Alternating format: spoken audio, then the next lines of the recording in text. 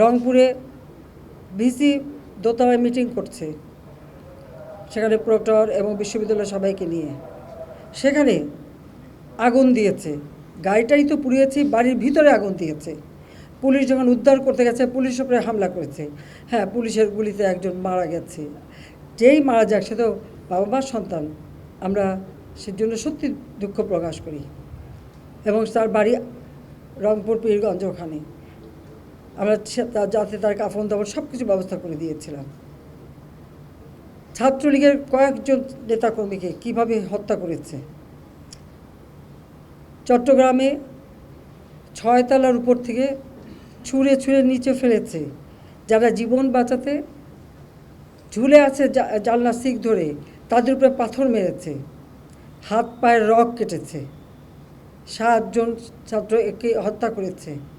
এবং এইরকম হত্যাযোগ্য আরও অনেক জায়গায়, সব বিস্তারিত বলে বোধহয় শেষ করা যাবে না। পুলিশের গাড়ি, র্যাবের গাড়ির ভিতরে র্যাবকে যেভাবে হত্যা করা। গাজীপুরে আমাদের এক কর্মীকে শুধু মারেই নাই, হাসপাতালে চিকিৎসা করতে গেছে, সেখান থেকে বের করে নিয়ে এসে তাকে মেরে ঝুলিয়ে রেখে দিয়েছে পুলিশ। সেই উত্তরা ইসলামী হাসপাতাল চিকিৎসা করতে গেছে আহত পুলিশ, তাকে হাসপাতাল থেকে টেনে বের করে রাস্তায় ফেলে তাকে সেখানে কুপিয়ে কুপিয়ে হত্যা করেছে। পুলিশকে মেরে ঝুলিয়ে রেখেছে। আমার মোটর কেডের যে পাইলট, মোটর সাইকেল দিয়ে সব আসতো, সে ওই যাত্রাবাড়ির ওদিকেই থাকতো।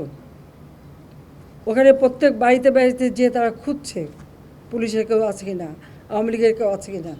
ও যখন ওখান থেকে বের হয়ে আসছিল কাজে যাবে, তাকে সেখানে মেরে ফেলে রেখে দিয়েছিল। যখন এখানে আসে না, খোঁজ করে দেখে তার লাশ পড়ে আছে।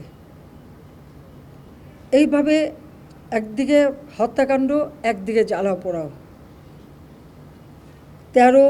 2013, 2014, 2015 এই জ্বালাও পোড়া হত্যাকাণ্ড আমরা দেখেছি।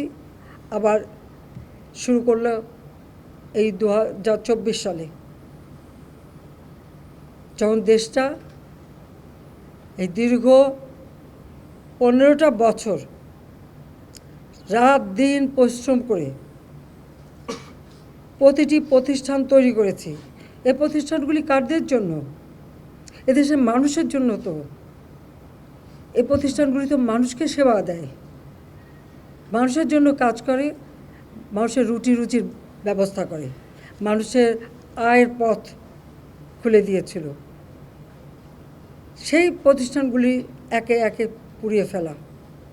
এবং শুধু ঢাকা বলে না, রাজশাহীতে বিশ্ববিদ্যালয়ে সে ভিসি কাটো, ময়মনসিংহ কৃষি বিশ্ববিদ্যালয়ের সেখানে হামলা, বিভিন্ন জায়গায় এই হামলা করা এবং আগুন লাগানো অথবা মেরে ফেলা।